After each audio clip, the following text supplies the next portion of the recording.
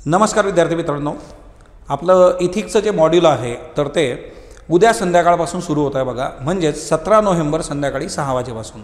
Ethics हा subject जो होता हा UPSCने 2013 मध्ये इन्क्लूड केला होता. 2013च्या आधी आपल्या ओव्हरऑल सिव्हिल सर्व्हिसचा जर आपण विचार केला तर याच्यामध्ये नीतिशास्त्र किंवा इथिक्स हा विषय काही नव्हता. हा विषय 2013 मध्ये आला. हा विषय कशाशी संबंधित आहे तर नीतिशास्त्र म्हटल्यानंतर जे आहे आपली जी व्हॅल्यू सिस्टीम असते बघा, त्या व्हॅल्यू सिस्टीमशी हा संबंधित आहे. आणि ती व्हॅल्यू सिस्टीम जी आहे तर ती त्या उमेदवारात आहे किंवा नाही हे बघण्यासाठी UPSCने हा सब्जेक्ट आणला. सो हा सब्जेक्ट कन्सेप्च्युअल आहे, फिलॉसॉफिकल आपण म्हणू शकतो याला.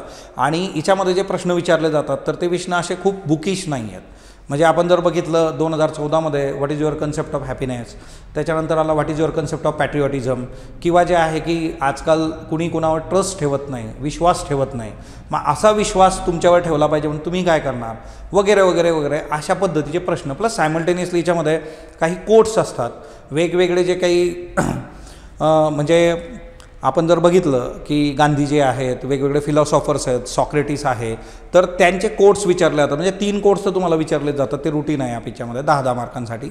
मग तो कोट समजून घेणं, त्याचा मतितार्थ काय आहे त्या अँगलने, कारण तो जो फिलॉसॉफर तुम्ही लक्षात घेतला तर तुम्हाला खूप चांगल्या पद्धतीने ती गोष्ट डील करता येते. म्हणून इथिक्ससाठीचे जे सेशन्स आहेत तर ते तुम्ही करणं अपेक्षित आहे. आणि बस ह्या विषयाचं जे वैशिष्ट्य आहे, इतर जे GSचे 3 पेपर आहेत त्या पेपरपेक्षा ते खूपच टेक्निकल जातं.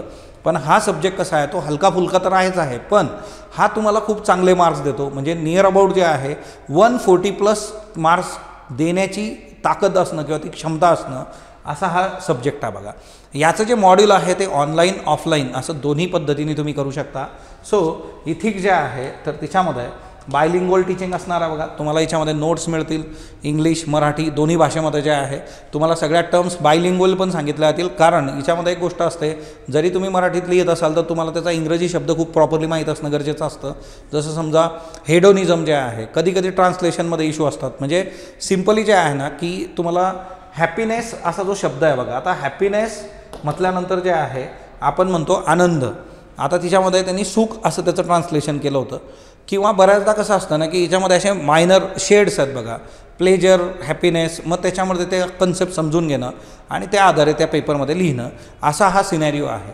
सो बेसिकली जे आहे तुम्ही ज्या वेळेस हे बघता तर तुम्हाला सिलेबस प्रॉपरली समजून घेणं, त्याच्यावर रेग्युलर जे काही तुमच्या टेस्ट होतील, आन्सर रायटिंग होईल, ते रेग्युलर तुम्ही करणं हे इथं खूप खूप अपेक्षित आहे बघा. पण या सब्जेक्टमध्ये जर कन्सेप्च्युअल क्लॅरिटी नसेल तर याचं जे लिखाण असतं आपलं ते खूप जनरलाइज होतं. म्हणजे हा पेपर ज्याचं एक खूप चांगलं अंडरस्टँडिंग आहे ओव्हरऑल सब्जेक्टबद्दल तो स्टुडंट लिहू शकतो. पण आपल्याला हा लिहिताना इथिक्स पॉईंट ऑफ व्ह्यूने लिहायचा आहे, इथिक्स प्लस सिव्हिल सर्व्हिस. मग एखादी केस स्टडी विचारलेली आहे ती कुठल्या मुद्द्याशी संबंधित आहे, तिच्यामध्ये नेमके काय आहे, इथिक्सच्या थेरीज आहेत बघा, है ना. जसं तिच्यामध्ये हेडोनिझम असा शब्द मी वापरला, किंवा जे आहे युटिलिटेरियनिझम जे आहे, उपयुक्ततावाद आहे, maximum happiness for maximum people. So जसं आपली योजना आहे बघा, है ना, लाडकी बहीण योजना, मग याच्यामध्ये काय आहे की it is example of maximum happiness for maximum people. Maximum याच्यामध्ये जे आहे की आपण एखादा निर्णय घेतं गव्हर्नमेंट, त्यांच्यातून जास्तीत जास्त लोक खुशी होतात.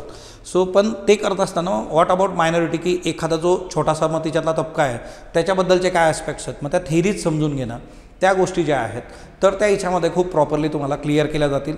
यूट्यूबवर पण मी याच्या आधी याचे काही व्हिडिओज टाकलेले आहेत तर ते तुम्ही नक्की बघा. आणि तुम्हाला इथिक्स संबंधी सर्वात जास्त आर्टिकल्स लोकसत्तामध्ये मी लिहिण्याचं कारण हे होतं की मी मॅक्झिमम आर्टिकल्स ह्या सब्जेक्टला दिले होते, कारण हा सब्जेक्ट तुम्हाला खूप चांगले मार्क देतो आणि तुमचं मेरिटमध्ये जे काही नाव दिसतं आपल्याला लिस्टमध्ये त्याच्यामध्ये याचा रोल फार मेजर आहे बघा.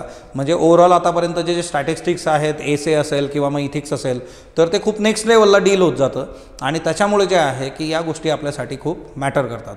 सो सिम्पली जे आहे आपल्याला खूप चांगल्या पद्धतीने हा सब्जेक्ट प्रिपेअर करायचा आहे. तो कन्सेप्च्युअल क्लॅरिटी प्लस रायटिंग जे आहे, म्हणजे तो पण एक मुद्दा असेल. ऑनलाईन जे विद्यार्थी असतील तर त्यांनी ते पेपर लिहिणं अपेक्षित असणार आहे. सो ऑनलाईन ऑफलाईन दोन्ही मोडमध्ये तुम्ही मंडेपासून म्हणजे उद्यापासून जे आहे संध्याकाळी 6 पासून जॉईन होऊ शकता. ज्या विद्यार्थ्यांचं ॲडमिशन जरी नसेल ॲपवर तर ते डेमोमधून या कोर्सला जॉईन होऊ शकता. सो भेटूयात उद्या संध्याकाळपासून जे आहे रोज 6 वाजता. मंडे टू फ्रायडे ही बॅच असणार आहे, 5 दिवस. सॅटर्डेला तुम्हाला रिव्हिजन, संडेला टेस्ट असेल बघा. सो सर्वांना जे आहे खूप खूप शुभेच्छा. धन्यवाद.